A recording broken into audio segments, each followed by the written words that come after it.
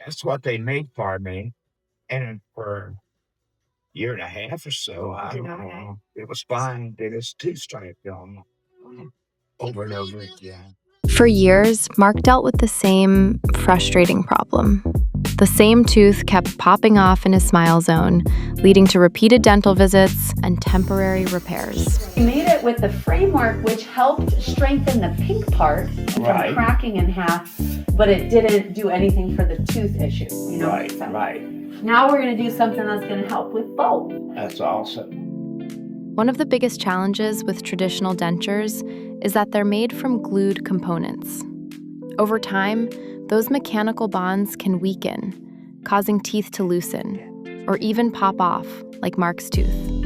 With AvaDent, our monolithic dentures use a patented manufacturing process that chemically bonds the teeth and base into a single unified structure. The result is a denture that is up to 8 times stronger, and Mark's teeth will never pop off again.